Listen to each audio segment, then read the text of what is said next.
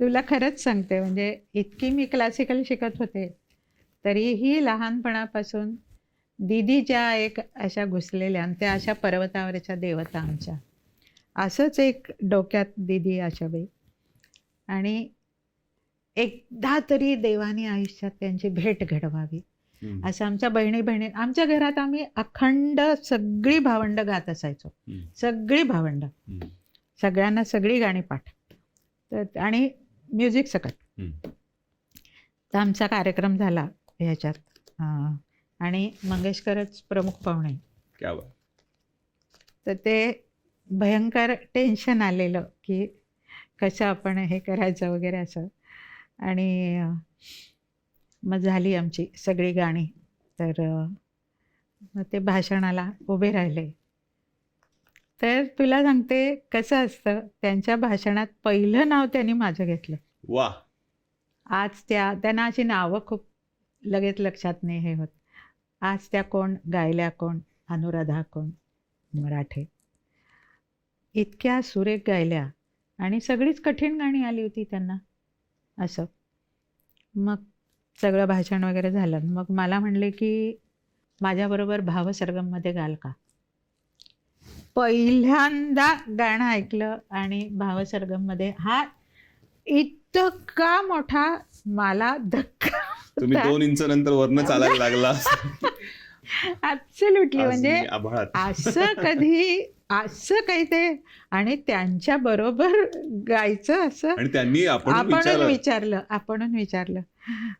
तर काय म्हणजे काही हेच नव्हतं, प्रश्नच नव्हता ना काही. नाही तर शक्यच नव्हतं. म्हणजे त्या ह्याने मी इतकी हे होते. मला म्हणले ते आज तुम्ही सखी ग मुरली मोहन गायलात, ते कोणी शिकवलं तुम्हाला. तर म्हटलं आमच्याकडे एक होतं की अखंड रेडिओ चालू असायचं. आणि म्हटलं मग ते लागलं की इतकं ते गाणं आवडलं पहिल्यांदा ऐकल्यावर. मग ते पुन्हा लागलं तेव्हा आस्थाई उतरून घेतली, परत लागलं तेव्हा अंतरा उतरून घेतला, परत 2 महिन्यांनी लागेल तेव्हा आस्थाई बसवायची, परत कधी लागेल 2-3 महिन्यांनी तेव्हा अंतरा बसवायचा. ते म्हणले असं गाणं बसवलं तुम्ही, हे 6-1 महिने लागले. आता तुम्ही गायलात त्याच्यावरनं वाटतच नाही मला की तुम्ही असं मी म्हटलं अहो खरंच, कारण ते धुळ्याला कोणीच नव्हतं. हे फक्त एक होतं, म्हटलं मी क्लासिकल त्याच्या बरोबरीने शिकत असल्यामुळे मला स्वर समजत होते की ते काय लावताय असं. तर मला म्हणले एक काम करा, एक ती मधली जागा तुम्ही गायली आहे ना, त्याच्यातला एक सूर तुमचा थोडा वेगळा येतोय, तर उद्या घरी आम्ही तुम्हाला शिकवतो. मग नंतर महिनाभर 17-18 गाणी त्यांच्याकडनं शिकले. आणि अगदी पहिल्या कार्यक्रमाची आठवण सांगते. मला त्यांचा फोन आला, तारीख अमकी अमकी आहे, डोंबिवलीला मंदिरात कार्यक्रम आहे, तिथे या तुम्ही. आणि त्याच्यानंतर 2 महिन्यात एकही फोन नाही, काहीच नाही. मी म्हटलं तर काय जायचं का नाही, म्हणजे काय करायचं. मंदिरात जाऊन दर्शन घेऊन यायचं. पण म्हटलं असं तर नाही करता येणार, जायला तर पाहिजेच. त्यांनी आपल्याला सांगितलं होतं की या म्हणून. म्हणून गेले मी तिथे. मग ते आल्यावर म्हणले रिहर्सलला नाही आलात तुम्ही. तर मी म्हटलं की मला काही निरोप नाही आला. उषाताईने फोन नाही केला का. म्हटलं नाही, मला काहीच नाही फोन आला. पण बहुतेक माझ्या चेहऱ्यावरनं त्यांना कळलं की मी खरं बोलते. ते म्हणले ओके ओके ठीक आहे. म्हणले काय गाणार आज. तर म्हटलं काहीच फोन नाही, काहीच नाही, म्हणजे काय असं. ते बघू तुमची डायरी बघू तुमची. मग हे गाणं ही 5 गाणी आधी म्हणा, हे गाणं आहे, ही 5 गाणी नंतर म्हणा, इंटरव्हल नंतर. बरं म्हटलं. आणि मग आम्ही भोरपकर आणि नायडू ते तबला आणि तालवाद्यांना होते. आणि असं इथे सुरेश भट बसलेले समोर. तर इतकं म्हणजे इतकं टेन्शन आलं. आणि त्या दिवशी ना व्हायोलिनला कोणी, ना बासरीला कोणीच नाही. मला म्हणले आज काय झालं आहे, आज साथीला कोणी नाही आहे. तर मी नुसत्या कॉर्ड्स देईन, मी काही म्युझिक वाजवणार नाही, मी फक्त कॉर्ड देईन स्वरांच्या. गाऊ शकाल ना त्याच्यावर तुम्ही कॉर्ड्सवर नुसत्या. मी अगदी प्रत्येक वेळी आमच्या धुळ्याच्या सरांना बोलवायची, सर या आणि गाऊन घ्या आज माझ्याकडनं. तसंही त्या दिवशी केलं. सरांनी म्हटलं या प्लीज सर. आणि मग पहिले मागे उभा मंगेश झालं गाणं. हे असं असं केलं नुसतं उभा, पहिला सज्ज लावल्या आणि नंतर सगळा कार्यक्रम होईपर्यंत असं असं करत होते, पण काहीच बाकी काही रिस्पॉन्स फीडबॅक काहीच नाही कळत. म्हटलं काय, तर ते मला कळेच ना, म्हटलं आवडतंय का नाही यांना, का काय आपलं चुकतंय का काय, काहीच रिस्पॉन्स नाही. मग झाली सगळी गाणी. सागर येतं का म्हणले. म्हटलं हो येतं. पाठ आहे म्हटलं माझं. मग असं करा, माझा पार्ट मी गातो, बाकी सगळं गाणं तुम्ही गा. बरं म्हटलं.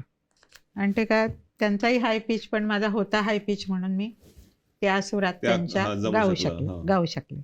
मग ते सगळं गाणं झालं आणि त्यांच्याच कारनी आम्ही पुण्याला आलो, त्यांच्याच गाडीत बसून.